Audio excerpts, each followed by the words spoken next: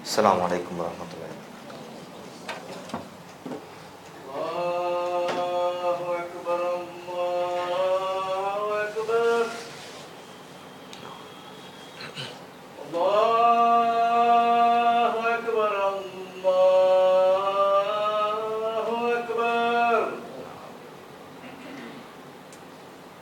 أشهد أن لا إله إلا الله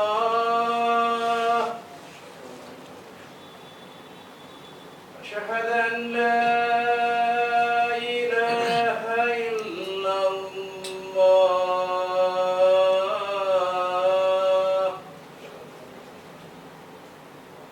أشهد أن محمدا رسول الله أشهد أن محمدا رسول الله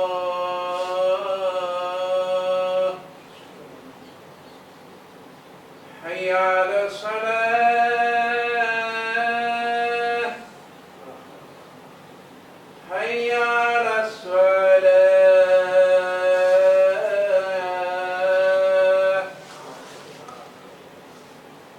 حي على الفلاح حي على الفلاح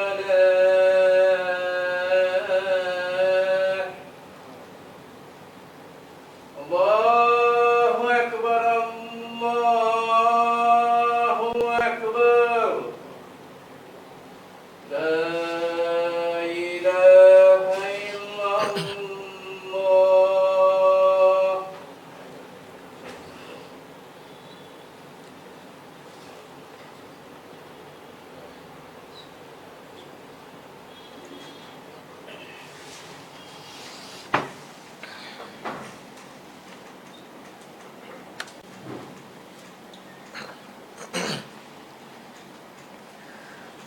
إن الحمد لله نحمده ونستعينه ونستغفره ونعوذ بالله من شرور أنفسنا ومن يهده الله فلا مضل له ومن يضلله فلا هادي له وأشهد أن لا إله إلا الله وحده لا شريك له وأشهد أن محمدا عبده ورسوله أما بعد. يا أيها الذين آمنوا اتقوا الله حق تقاته ولا تموتن إلا وأنتم مسلمون. يا أيها الناس اتقوا ربكم الذي خلقكم من نفس واحدة وخلق منها زوجها وبث منهما رجالا كثيرا ونساء واتقوا الله الذي تساءلون به والأرحام إن الله كان عليكم رقيبا. يا أيها الذين آمنوا اتقوا الله وقولوا قولا سديدا يصلح لكم أعمالكم ويغفر لكم ذنوبكم ومن يطع الله ورسوله فقد فاز فوزا عظيما. وقال نبينا صلى الله عليه وسلم إن أصدق الحديث كتاب الله وخير الهدي هدي محمد وشر الأمور محدثاتها وكل محدثة بدعة وكل بدعة ضلالة وكل ضلالة في النار. கண்ணியத்திற்குரிய எல்லாம் வல்ல ஏக இறைவனின் நல்லடியார்களே, இஸ்லாமிய மார்க்கம் 12 மாதங்களில் 4 மாதங்களை புனித மாதங்கள் என்று குறிப்பிடுகின்றது. அந்த புனித மாதங்களில் ஒன்றுதான் துல்ஹஜ் மாதம் என்பதை நாம் அறிவோம். இதோ நாம் இருக்கக்கூடிய இந்த மாதம் துல்ஹஜ்ஜுடைய மாதம். இதனுடைய முதல் 10 தினங்களுக்கு சிறப்புகள் உண்டு. அதில் செய்யப்படுகின்ற வணக்கங்களுக்கு பன்மடங்கு அல்லாஹ்விடத்திலே கூலி உண்டு. அதுவும் இன்றைய தினம் அரஃபாவுடைய தினம். இந்த அரஃபாவுடைய தினத்திலே நபிகளார் நமக்கு காட்டித்தந்த அடிப்படையிலே ஒரு நோன்பை நாம் நோற்றிருக்கின்றோம். 2 ஆண்டு பாவங்களுக்கு உரிய பரிகாரம் அதிலே இருக்கின்றது. சுயில அன் சௌமி யௌமி அரஃபா, அரஃபா நாளுடைய நோன்பை பற்றி ரசூலுல்லாஹ்விடத்தில் கேட்கப்பட்டது. அப்போது நபிகளார் குறிப்பிட்டார்கள், யுகஃபிரு ஸனத்தல் மாலியத வல் பாக்கியத, இந்த அரஃபாவுடைய நோன்பு என்பது கடந்த வருடத்தினுடைய பாவங்களுக்கும் வர இருக்கின்ற வருடத்தினுடைய பாவங்களுக்கும் பரிகாரமாகும் என்று குறிப்பிட்டார்கள். அப்படி ஒரு சிறப்பான நோன்பை நாம் நோட்டிருக்கின்றோம். இந்த அரஃபாவுடைய நாள் இருக்கிறதே, இது ஒரு மிக முக்கியமான ஒரு தினம். ஹஜ்ஜுடைய கிரியைகளிலே ஒருவர் அரஃபாவை நிறைவேற்றவில்லை, அரஃபாவிற்கு சரியான நேரத்திற்கு வந்து சேரவில்லை, அங்கு தங்கவில்லை என்று சொன்னால் அவருடைய ஹஜ்ஜே நிறைவேறாது. 9வது தினத்திலே அவர்கள் அரஃபா என்ற அந்த இடத்தை வந்து அடைந்து விட வேண்டும். இது நபிகளார் நமக்கு காட்டி தந்த ஒரு வழிமுறை. அல் ஹஜ்ஜு அரஃபா, ஹஜ்ஜு என்பதே அரஃபாவில் தங்குவதுதான் என்று நபிகளார் குறிப்பிட்டிருக்கிறார்கள். இந்த அரஃபாவுடைய தினம், இந்த ஹஜ்ஜு பெருநாளுடைய தினம், இது மாதிரியான நேரங்களிலே வரலாற்று சிறப்பு மிக்க உரைகளை நபிகள் நாயகம் ஸல்லல்லாஹு அலைஹி வஸல்லம் அவர்கள் ஆற்றி இருக்கின்றார்கள். நபிகள் நாயகம் ஸல்லல்லாஹு அலைஹி வஸல்லம் அவர்கள் ஒரே ஒரு ஹஜ்ஜை தான் நிறைவேற்றி இருக்கிறார்கள். அந்த ஹஜ்ஜிலும் பல வழிகாட்டுதல்களை மக்களுக்கு சொன்னார்கள். இந்த அரஃபாவுடைய தினத்திலும் இந்த ஹஜ்ஜு பெருநாளுடைய தினத்திலும் பல வழிகாட்டுதலை மக்களுக்கு சொன்னார்கள். இந்த அரஃபாவுடைய தினத்திலே ஒரு முக்கியமான வசனம் ஒன்று இறங்குகிறது. அது கவனிக்கப்பட வேண்டிய விஷயம். அல்யௌம அக்மல்து லக்கும் தீனக்கும் வ அத்மம்து அலைக்கும் நிஅமதி வ ரலீது லக்குமுல் இஸ்லாம தீனா. இந்த வசனத்தை நாம் பலமுறை கேட்டிருப்போம். 5வது அத்தியாயம் சூரத்துல் மாயிதாவுடைய 3வது வசனம் இது.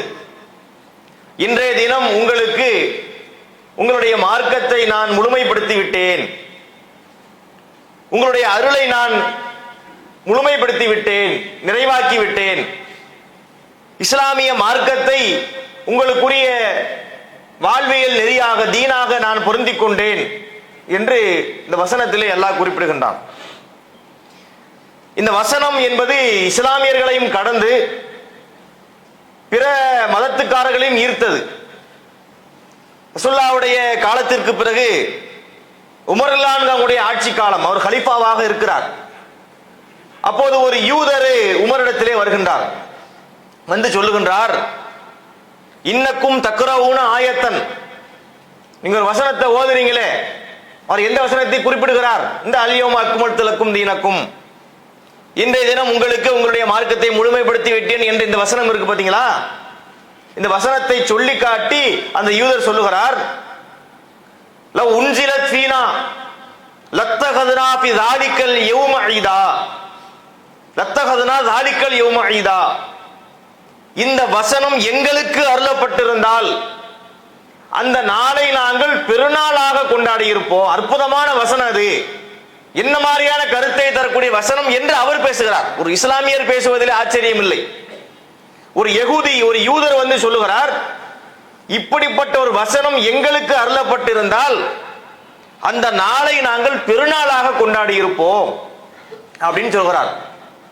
அப்போது உமர் ரலியல்லாஹு அன்ஹு அவர்கள் சொன்னார்கள், அவர்கள் மகிழ்ச்சியோடு சொல்கிறார்கள், இந்த வசனம் எப்போது இறங்கியது என்பது எனக்கு தெரியும், எந்த நாளில் இறங்கியது என்பது எனக்கு தெரியும், இந்த வசனம் இறங்கக்கூடிய தருணத்திலே நபிகளார் எங்கு இருந்தார்கள் என்பதும் எனக்கு தெரியும் என்று சொல்கிறார். உமர் ரலியல்லாஹு அன்ஹு சொல்றாங்க, இந்த வசனம் எப்போது இறங்கியது தெரியுமா? உன்சிலத் பி அரஃபா வ ரசூலுல்லாஹி ஸல்லல்லாஹு அலைஹி வஸல்லம் வாகிஃபுன் பி அரஃபா, அதாவது இந்த வசனம் அரஃபாவுடைய தினத்திலே தான் அருளப்பட்டது. நபிகள் நாயகம் ஸல்லல்லாஹு அலைஹி வஸல்லம் அவர்கள் அரஃபா என்ற அந்த பகுதியிலே நின்று கொண்டிருந்த பொழுதுதான் அருளப்பட்டது என்று அந்த வசனத்தை பற்றி அவர்கள் குறிப்பிடுகின்றார்கள். எனவே இந்த முக்கியமான வசனம் அருளப்பட்ட தினம் இன்றைய தினம்தான், இந்த 9வது தினம் அரஃபாவுடைய தினம். இந்த வசனத்தினுடைய கருத்தையும் நாம் ரொம்ப கவனமாக உள்வாங்க வேண்டும். இஸ்லாமிய மார்க்கத்துடைய ஒட்டுமொத்த சட்டங்களையும் இந்த வசனத்துக்குள்ளே நம்ம சொல்லிட முடியும். இஸ்லாம் என்பது அதற்குரிய சட்டங்களை சொல்லித்தர வேண்டியவன் இறைவன் ஒருவன் தான். நாம் எதை செய்ய வேண்டும், எதை செய்யக்கூடாது, எது கூடும், எது கூடாது, எது அனுமதிக்கப்பட்டது, எது தடுக்கப்பட்டது, இறைவனை நாம் எப்படி புரிந்து கொள்ள வேண்டும், அவனை எப்படி வணங்க வேண்டும் என்கின்ற எல்லாவற்றையும் நமக்கு மார்க்கம் சொல்லித் தருகின்றது. அது எப்போது சொல்லித் தரப்படுகின்றது? நபிகள் நாயகம் ஸல்லல்லாஹு அலைஹி அவர்கள் உயிரோடு வாழக்கூடிய காலத்திலேயே எல்லா செய்தியும் சொல்லி முடிக்கப்பட்டு விடுகின்றது. அவர்கள் உயிரோடு வாழக்கூடிய காலத்திலேயே இந்த மார்க்கம் பரிபூர்ணமாக்கப்பட்டு விடுகிறது.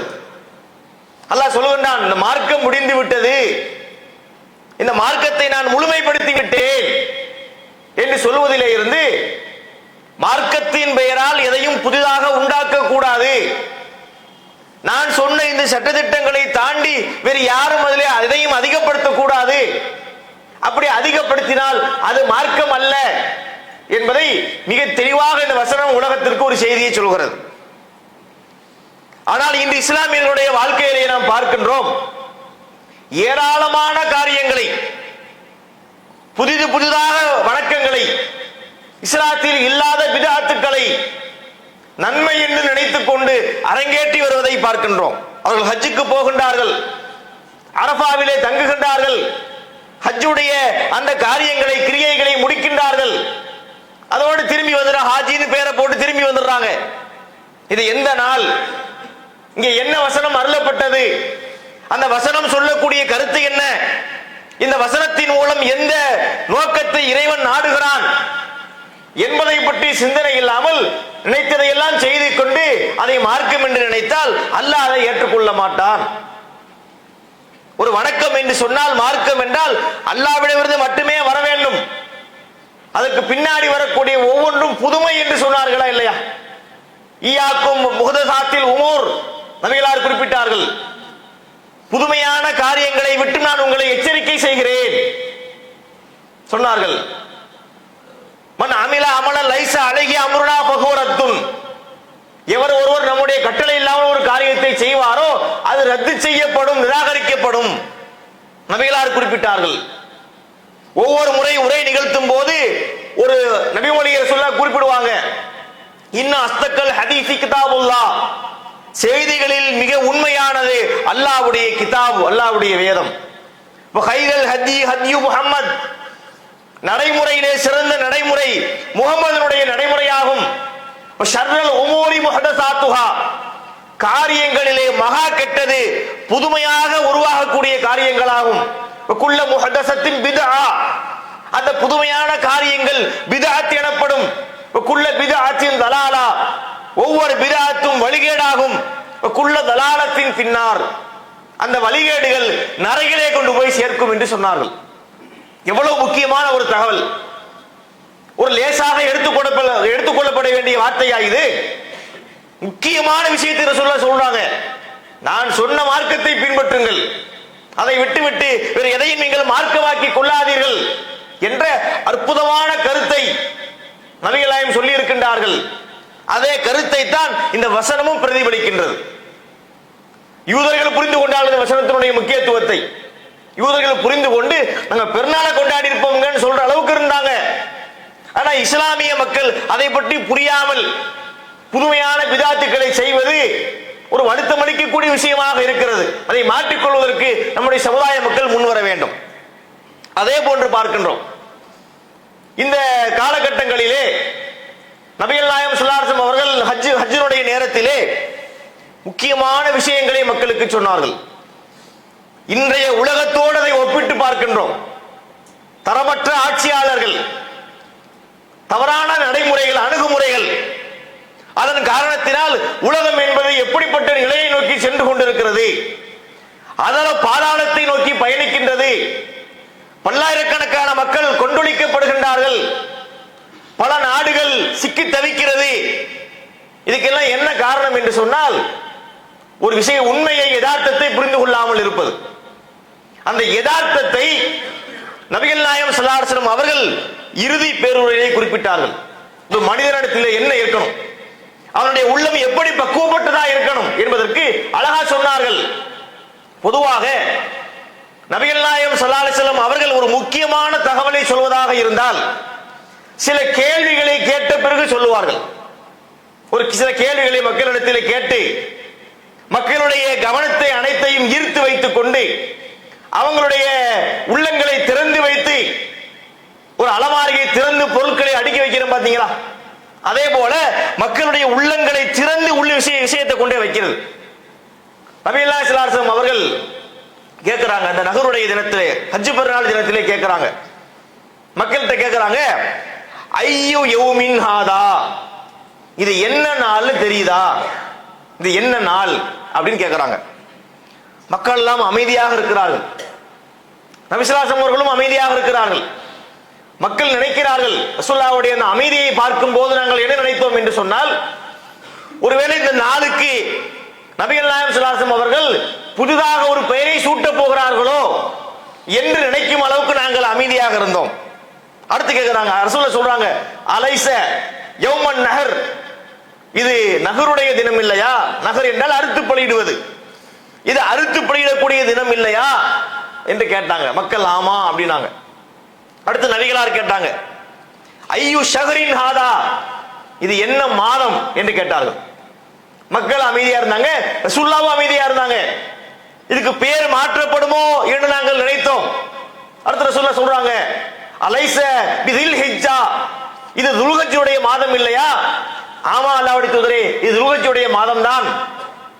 இப்படி கவனத்தை ஈர்த்து ஒரு கேள்வியை கேட்டு மக்களுடைய உள்ளங்களை திறந்த பிறகு இப்போ வைக்கிறாங்க நபி ஸல்லல்லாஹு அலைஹி வஸல்லம் முக்கியமான கருத்துக்களை. மக்களே அறிந்து கொள்ளுங்கள், இன்ன திமாக்கும் வ அம்வாலக்கும் வ அராலக்கும் பைனக்கும் ஹராம், உங்களுடைய செல்வங்கள், உங்களுடைய உடைமைகள், உங்களுடைய ரத்தங்கள், உங்களுடைய உயிர்கள், இவை அனைத்தும் புனிதமாக்கப்பட்டதாகும். உருமத்தி யௌமிக்கும் ஹாதா ஃபி ஷஹரிக்கும் ஹாதா ஃபி பலதிக்கும் ஹாதா, இந்த நாள் எப்படி புனிதமாக இருக்கிறது, இந்த மாதம் எப்படிப்பட்ட புனிதத்தை பெற்றிருக்கிறது, இந்த இடம், இந்த ஊர் எப்படி ஒரு புனிதத்தை பெற்றிருக்கிறது, இதே போல உங்களுடைய ரத்தமும் உங்களுடைய செல்வமும் உங்களுடைய உயிர்களும் புனிதமாக்கப்பட்டதாகும். அடுத்தவருடைய விஷயத்திலே நாம் கவனமாக நடந்து கொள்ள வேண்டும். மனித உரிமைகளை நாம் மீறிவிடக் கூடாது என்ற அற்புதமான கருத்துக்களை சொல்றாங்க. மார்க்கம் என்றால் தொழுவது, நோன்பு நோற்பது, தான தர்மங்கள் புரிவதோடு மார்க்கம் முடிந்து விட்டதா? இஸ்லாமிய மார்க்கத்துடைய அடிப்படையிலே ஆன்மீகம் என்பதற்கு மிகப்பெரிய பொருள் இருக்கிறது. ஒரு இஸ்லாமியன் தன்னுடைய வாழ்நாளிலே அனைத்து நிலையிலும் சரியாக இருக்க வேண்டும். மனித உரிமைகளை அவன் பேணி நடக்க வேண்டும். அடுத்தவனுடைய உயிர்களை அவன் பறிக்க கூடாது, ரத்தத்தை ஓட்டக்கூடாது, அவன் செல்வங்களை அபகரித்துக் கொள்ளக்கூடாது. இவையெல்லாம் புனிதமாக்கப்பட்டிருக்கிறது. எப்படி புனிதமாக்கப்பட்டிருக்கிறது? இந்த இடத்தின் புனிதத்தை போல, இந்த நாளின் புனிதத்தை போல, இந்த ஊருடைய புனிதத்தை போல சொல்றாங்க. அப்ப இன்னைக்கு ஹஜ்ஜுக்கு போகக்கூடிய முஸ்லிம்களுக்கு தெரியுமா இல்லை இந்த இடம் புனிதம்னு தெரியுமா இல்லையா? அதை புனிதம் இல்லை என்று யாராவது மறுப்பார்களா? மறுக்கவே மாட்டாங்க. இந்த இடம் புனிதமான இடம், புனிதமான நாள், புனிதமான மாதம், புரியுது இல்ல? இஸ்லாம் அதை மட்டுமே புனிதம் சொல்கிறது. நபிகளார் அதை மட்டும்தான் புனிதம் என்று சொன்னார்களா? இது எப்படி புனிதமாக இருக்கிறதோ, உங்களுடைய உயிர்கள் புனிதம், ரத்தம் புனிதம், எல்லாம் சேர்த்து சொல்றாங்க பாருங்க. அப்ப இஸ்லாமிய மார்க்கம் எப்படிப்பட்ட அற்புதமான கருத்துக்களை இந்த காலகட்டங்களில் சொல்லி இருக்கிறது என்பதை கவனிக்கப்பட வேண்டிய ஒரு காலகட்டம் இது. இந்த உலகத்திலே இது மாதிரியான அறிவுரைகள் கவனிக்கப்படாமல் இருப்பதால் ஏராளமான அழிவை நோக்கி, பேரழிவை நோக்கி உலகம் சென்று கொண்டிருக்கிறது. இஸ்ரேல்ல பாருங்க, இஸ்ரேலுடைய இந்த கொடி அரசு, காட்டுமிராண்டி அரசு அப்பாவி பாலஸ்தீன மக்களை குண்டு வீசி கொள்கிறார்கள். எவ்வளவு ரத்தம் ஓடி இருக்கும். நபிகளார் சொன்னாங்க, திமா ஆக்கும், உங்களுடைய ரத்தம் புனிதம் என்றார்கள். இந்த காசாவிலே சின்ன குழந்தைகள், பெண்கள், முதியவர்கள், எந்த பாவமும் செய்யாதவர்கள், அப்பாவிகள், சாதாரண மக்கள், அடித்தட்டு மக்கள் கொல்லப்படுகின்ற காட்சிகளை பார்க்கின்றோம். எப்போது குண்டு விழும் என்பது தெரியாது. பல்லாயிரக்கணக்கான மக்கள் கொன்று விட்டார்கள். மூடப்பட்டு விட்டார்கள். சாப்பாடுக்கு இன்று வழி கிடையாது. நிவாரணப் பொருட்களை உள்ள கொண்டு போவதற்கு தடை விதித்திருக்கின்றார்கள். எப்படிப்பட்ட சூழ்நிலையிலே அந்த மக்கள் வாழுகிறார்கள்? இந்த இக்கட்டு ஏன் வந்துச்சு தெரியுமா? இஸ்லாமிய மார்க்கம் சொன்ன இந்த அடிப்படைகளை இவர்கள் புரிந்து கொள்ளவில்லை. நல்ல மனிதர்களாக அவர்கள் உருவாக்கப்படவில்லை. மனிதன் என்று சொன்னால் நல்ல கோட்டு சூட்டு போட்டாச்சுன்னா நல்ல மனிதன் ஆயிட முடியுமா? அப்படி ஆக முடியாது. நல்ல மனிதனாக ஒருவன் மிளிர வேண்டும் என்று சொன்னால் அவனிடத்திலே இந்த குணங்கள் இருக்க வேண்டும். மனித உரிமைகளை அவன் மீறி நடக்கக்கூடாது என்கின்ற அற்புதமான செய்திகளை நபிகள் நாயகம் ஸல்லல்லாஹு அலைஹி வஸல்லம் அவர்கள் இந்த இறுதி பேருரையின் போது குறிப்பிட்டு காட்டியிருக்கின்றார்கள். அதே போன்று பார்க்கின்ற முக்கியமான எல்லாத்தையும் சொல்லிட்டாங்க. வட்டியை ஹராமாக்குகின்றார்கள். வட்டி என்பது ஹராமாக்கப்படுகின்றது. அதை சொல்லிவிட்டு என்னுடைய குடும்பத்தில் இருக்கக்கூடிய இந்த அப்பாஸ் அவர்களுடைய வட்டியை நான் தள்ளுபடி செய்கிறேன் என்று சொன்னார்கள். வட்டி என்பது ஒரு நாட்டை சீரழிக்கும், வீட்டையும் சீரழிக்கும். இன்று பல நாடுகள் ஒன்றுமில்லாமல் போனதுக்கு முக்கியமான காரணம் என்ன?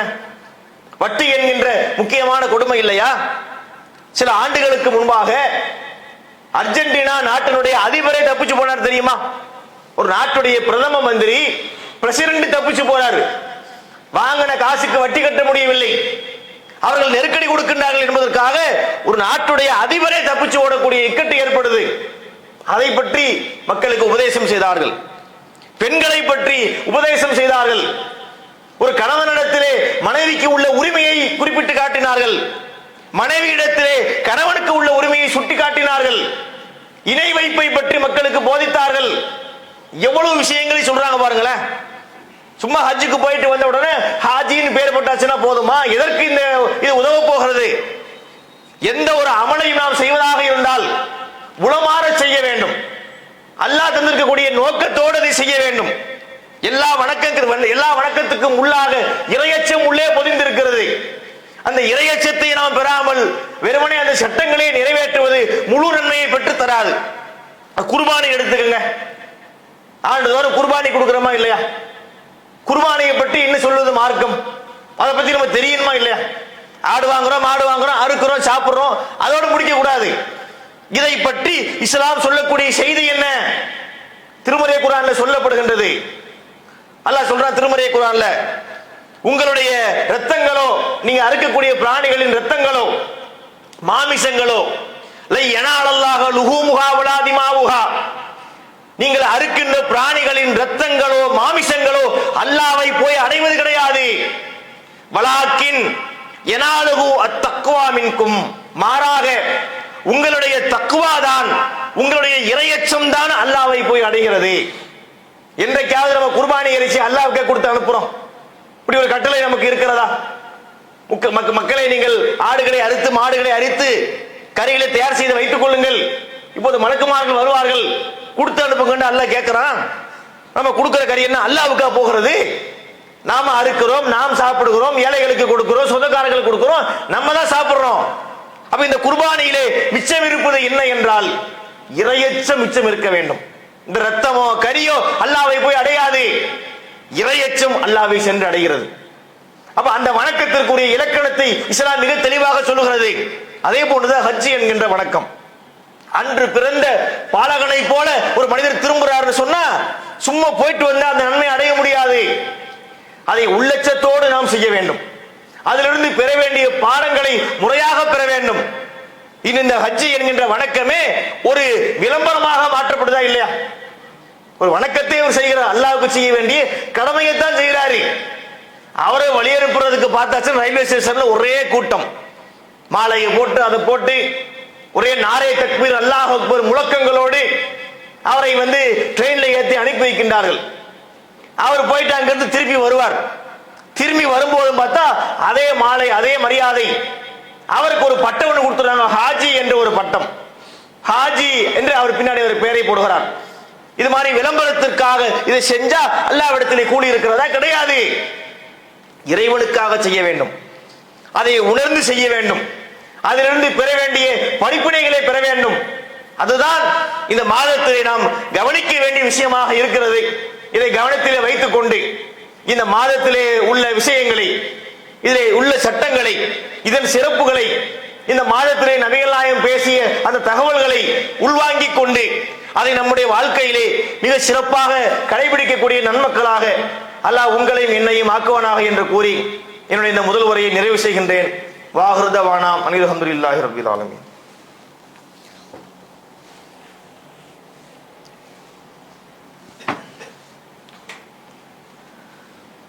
கண்ணியத்திற்குரிய எல்லாம் அல்ல அல்லாஹ்வின் நல்லடியார்களே, இந்த துல்ஹஜ் மாதத்திலே ஹஜ்ஜி செய்யக்கூடிய நேரத்தில் நபிகள் நாயகம் ஸல்லல்லாஹு அலைஹி வஸல்லம் அவர்கள் மக்களுக்கு சொன்ன தகவல்கள், அதில் உள்ள முக்கியமான கருத்துக்களை பற்றி நாம் பார்த்தோம். அதில் அவர்கள் இன்னொரு விஷயத்தையும் முக்கியமாக சொன்னார்கள். அலா மக்களே அறிந்து கொள்ளுங்கள், இன்ன ரப்பக்கும் வாஹித் இன்ன அபாக்கும் வாஹித், உங்களுடைய இறைவன் ஒருவன் தான், உங்களுடைய தந்தை ஒருவர் தான். இப்ப நமக்கு இறைவன் எத்தனை பேர்? ஒரே ஒரு இறைவன் தான். அதே போல உங்களுடைய தந்தை ஒருவர். தந்தை ஒருவர் சொன்னா ஆதம் நபி சொல்றாங்க. ஒரு ஆதம் நபியில இருந்துதான் இந்த உலகத்திலே இத்தனை கோடி மக்கள் வந்திருக்கிறாங்க என்பது அதுல உள்ள கருத்து. லா ஃபதுல லி அரபியின் அலா அஜமியின், முக்கியமான விஷயம் இது. ஒரு அரபி மொழி பேசக்கூடியவனுக்கு அஜமியை விட எந்த சிறப்பும் கிடையாது. அஜமி என்று சொன்னால் அரபி மொழி பேசாதவர், அரபு மொழியை தாய்மொழியாக கொள்ளாதவர், அவர் தான் அஜமி என்று சொல்லுவாங்க. ஒரு அரபிக்கு அஜமியை விட எந்த சிறப்பும் கிடையாது என்ற வார்த்தையை சொல்ல பயன்படுத்துறாங்க. பாருங்க, இந்த உலகத்திலே எத்தனை விதமான இன ஆச்சரியத்திலே, மொழி ஆச்சரியத்திலே மக்கள் சிக்கி கிடக்கின்றார்கள். உலகத்தில் உள்ள எல்லா முஸ்லிம்களும் ஓதக்கூடிய குர்ஆன் அரபி மொழியிலே இருக்கிறது. நபிகள் நாயகம் ஸல்லல்லாஹு அலைஹி வஸல்லம் பேசிய மொழி அரபியாக இருக்கிறது. இருந்தாலும் மார்க்கம் என்ன சொல்கிறது? அரபி பேசக்கூடியவனுக்கு மற்றவனை விட சிறப்பு இல்லை. சரி, அரபி பேசுறவனுக்கு சிறப்பு இல்லை, அரபி மொழிக்காவது சிறப்பு இருக்கான்னு கேட்டா அரபி மொழிக்கு ஒரு சிறப்பும் கிடையாது. அல்லாஹ் சொல்றான் திருமறை குர்ஆனிலே, இன்னா அன்ஸல்னாஹு குர்ஆனன் அரபியன் லஅல்லக்கும் தஅக்கிலூன். நபியே, நீங்கள் அறிந்து கொள்ளும் பொருட்டே நாம் குர்ஆனை அரபியில் அருளி இருக்கிறோம். குர்ஆன் ஏன் அரபியில் வந்துச்சு? அதுக்கான காரணம் என்ன? ரசூலுல்லாஹ்வுக்கு பேச தெரிஞ்ச மொழி அரபி தான். அரபியை தாண்டி அவங்களுக்கு வேற பாஷை தெரியாது. எனவேதான் குர்ஆன் அரபியிலே தரப்பட்டது. அல்லாஹ் அந்த கடையை சாத்திட்டான். அரபி மொழி உயர்ந்தது என்று பேசுவதற்கு அங்க இடமே கிடையாது. அரபி மொழியும் உயர்ந்தது கிடையாது, அரபி மொழி பேசுறவனுக்கு எந்த சிறப்பும் கிடையாது. இஸ்லாம் சொல்லுது பாருங்க. அடுத்து சொன்னாங்க, ஒரு சிவப்பனுக்கு கருப்பரை விட எந்த உயர்வும் கிடையாது.